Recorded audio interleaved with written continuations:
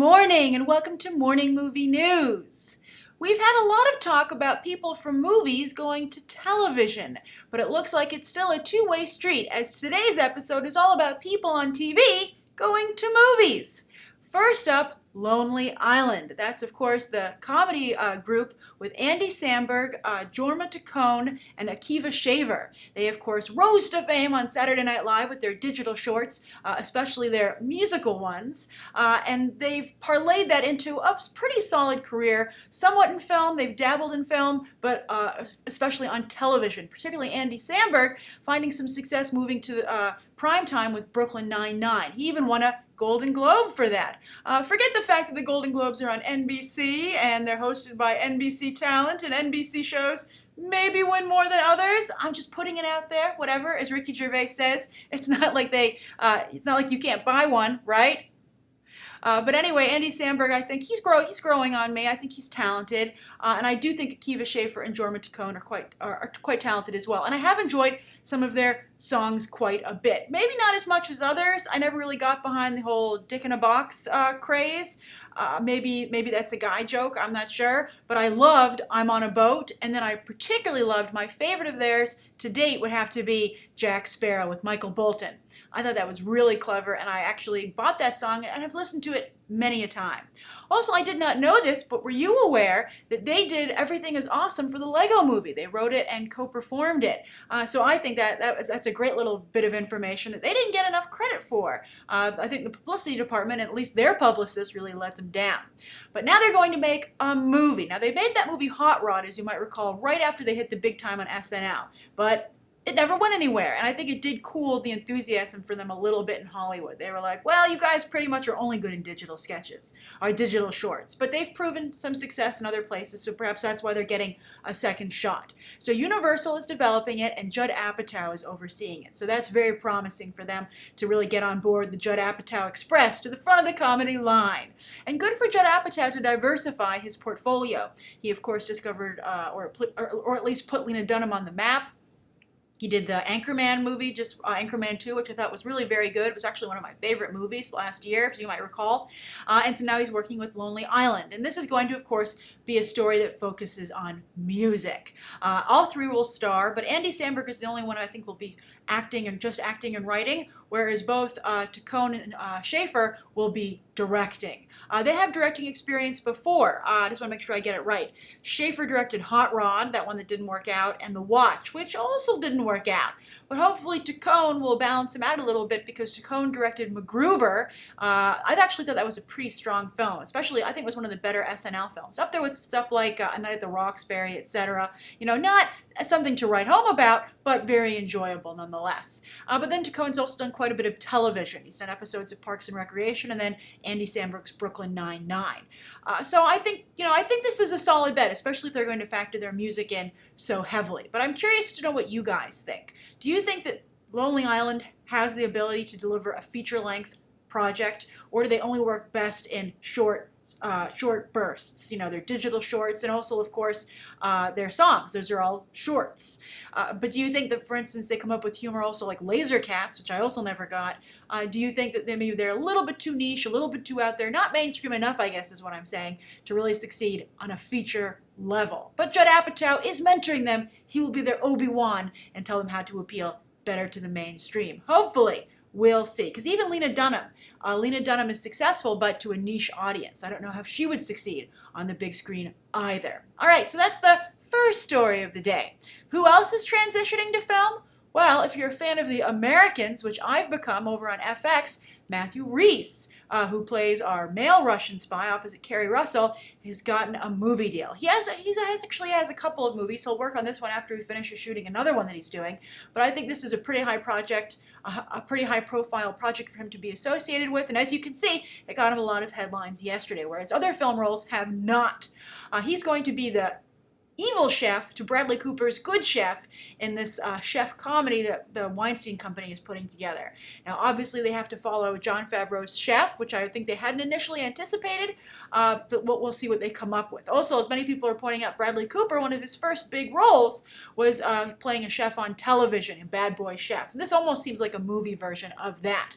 I don't know why Bradley Cooper would want to return to that. It must be a killer script, because Bradley Cooper is really working hard to get that Oscar, although his Cameron Crowe film just got pushed out of award season. So maybe he's like, screw it, I'm going to go make this chef movie with my buddy Harvey Weinstein, because at least it'll strengthen my relationship with the Oscar whisperer, right? But Chef, very well received. A lot of you have really enjoyed it. It made $37 million worldwide to date. The budget hasn't been released from what I can see, but that's a very solid performance. Certainly better than Boyhood, which I'm factoring in here because you might have seen the story. IFC, which distributed the film, were kind of, talk about dick in a box. They were a dick in the box office, but about the way they discussed Boyhood. I thought it was really horrible what they did to the film in Linklater by saying, look, we're glad people are enjoying it, but it's not really making us a lot of money, and we're not too excited about it because of that. And I was just like, whoa, way to snuff out a film's momentum to not even give it a chance. So, and that's made $11 million worldwide, but it only has a $4 million budget on Boyhood, and they certainly didn't advertise it very much, IFC, so thanks for doing your part, right? So it was unusual to see a Hollywood suit being that much of a jerk publicly. So we'll see how this chef project comes together. If Bradley Cooper, maybe this is a smart move after all, and he's going to be on all the awards nomination ballot lists again, even though he doesn't win. But that's because he's. I think Bradley Cooper. He was great as Rocket Raccoon. It was my favorite part of the film. But I think that Bradley Cooper, for some reason, people can't see past his previous acting gigs. It's a little bit like maybe the Matthew McConaughey factor. We'll see what it takes for him to break free. But I'm curious, what do you think of Matthew Rhys? Do you think he can cut it on the big screen? Do you think he's a good foil for Bradley Cooper? And do you want to see Bradley Cooper and Matthew Rhys as chefs? Or are you like, I just want to see them. I don't care what they're doing. If you haven't checked out The Americans, it's really actually a pretty good show. And Matthew Rhys is very good on it. He's like, speaking of Harvey Weinstein is the Oscar whisperer, Matthew Rhys is the wig whisperer. I've never seen someone, particularly a guy, wear wigs so well and so effectively to change his look and, to disguise himself. He's got comb overs, he's got, long mullets, he's got long hair, thinning hair, too much hair. It's like he does so much with it. It's amazing. I'm really impressed with both him and his wig team. So that's the second story of the day. The third story, who else is going to the big screen? Well, that's Clifford the big dog, who is a good match for the big screen because, of course, that's the red dog who a little girl gets as a puppy who grows to be 25 feet tall. This is a very popular brand, but it's kind of a growing trend with Paddington coming to the big screen, the Peanuts movie coming out for 2015 from Blue Sky. That's an animated pick. I think this will be live action. So it's a growing trend, kind of like revisiting the Beethoven days. But I'm not quite sure if people want to see Clifford the Big Red Dog. It's a little bit also Alvin and the Chipmunks, SpongeBob SquarePants, the Smurfs, all the same vein. So this was a PBS classic, as I said, animated series there. Also, it was obviously originally a very popular book series starting at 1963. So there is brand recognition, but I don't know if the brand recognition is strong enough to make people want to go and pay to see it in a movie theater. It's being directed by David Bowers, who actually did the second and third Diary of a Wimpy Kid movies. So I guess if they can tie it into that popularity, that's pretty good. And those films, they're solid. They made 3 of them. They all make around only about $70 million worldwide, though. So obviously they're very low budget. I think Clifford would be a bigger budgeted film because obviously the size of the dog. You don't just paint a dog red. You have to have a 25-foot dog and other special effects elements to have that dog do stuff and interact with things. But the Diary of a Wimpy Kid movies must do well post their theatrical release for them to have made 3 of them. So maybe Clifford, they see money there as well. So that film is set for April 2016. What will you see? Will you see that or Batman vs. Superman, which comes out at the end of March? Oh, it's on. Will Batman v Superman move again because of Clifford the Big Red Dog? I'm sorry, I couldn't help myself. I know some of you don't think it's a funny situation, but we have to laugh at it, right? All right, so those are the top 3 stories of the day. Let's move on to the viewer question, which I think also kind of plays into TV because it has to do with the small screen. This is from Abdo Esper. And Abdo says, Hey Grace, greetings from Mexico. Hello Abdo, I hope you're having a great day in Mexico today. And Abdo says, I recently watched Sunset Boulevard and The Philadelphia Story, and they were great. Good choices. I'm actually not that big a fan of The Philadelphia Story, but I do like Sunset Boulevard quite a bit. And Abdo says, it made me wonder why most people nowadays don't watch these movies anymore. Black and white, old movies. At least my friends and family don't. Why do you think that is? Is it because they're just plain old? How can I convince them otherwise? Great question, Abdo, and I myself have been upset about this recently because it's summer, there's not a lot of TV on, sometimes during the week you just want to chill and maybe you're like, hey, I'll watch a movie.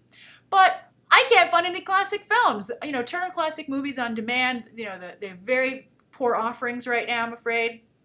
I guess I should just go in occasionally what I do, and I recommend anybody do this who has Time Warner Classics, so you have access to that channel. Every month, go in there. The ratings are pretty accurate, the 3 or 4 stars that they rate them. Go through and just DVR a couple of movies, or if you don't have a DVR, make note of when to tune in for a couple of movies they have playing that month that you should check out. If you just regularly watch Turner Classic Movies, you'll get a pretty good education in classic film. But if you haven't pre-recorded some films and you just want to watch one as a whim, good luck finding one. I have been both on Netflix and Apple TV, via iTunes recently, and their collection of classic films is pathetic. And I actually find it really offensive they're not working harder to build up their classics library, because they're contributing to the delinquency of the moviegoer, of the international moviegoer. Because some people might go, well, why do I need to watch old movies? Well, forget the fact that they're just good. But, you need to understand where movies come from. You don't want to look at something and be like, how can you say something's the best, I'll rephrase, how can you say something's the best movie ever made if you haven't seen most of the movies that were ever made? You owe it to yourself to get in there and watch these films. And if they're classics for a reason. These movies are still referenced today because they're so good. And also, I would also like to point out that having a really strong frame of reference is important to any aspect of life. I think you'll just find yourself enriched, not just, personally, but I think, the way you interact with people and what you're in conversation. If you have a bigger bag to pull from, I think it'll be more fun for you and the people you're interacting with. For instance, look at Robin Williams.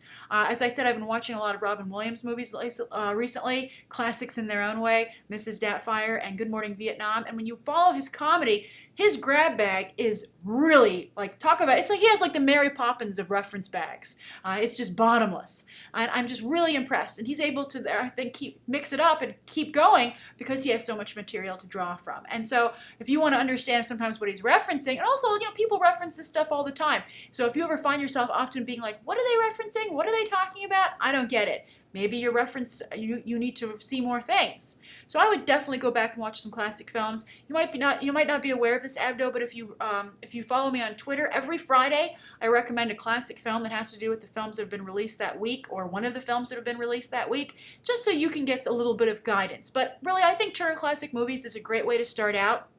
And I would also, just go, have you seen all the Best Picture winners? And also, after you do the winners, you could do the nominees.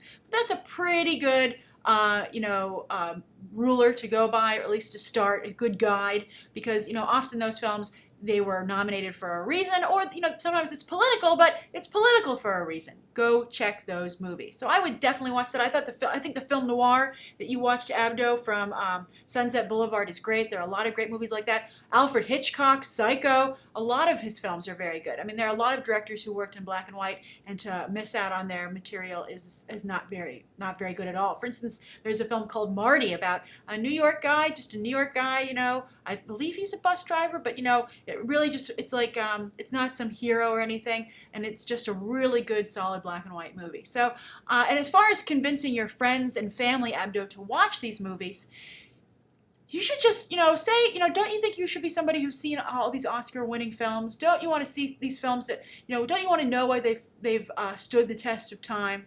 Don't you want to have a good reference material? Don't you want to be well-versed in the medium that you enjoy so much? And just say, hey, you know what? Just try a few with me. And if you really dislike them, you can stop. But for instance, if you're missing out on the great work of Clark Gable, Jimmy Stewart, Cary Grant, Katharine Hepburn, Audrey Hepburn, you are really missing out. Even The Thin Man, Myrna Loy and William Powell, great mystery films, really fantastically done. Johnny Depp is a huge fan. He wants to remake them.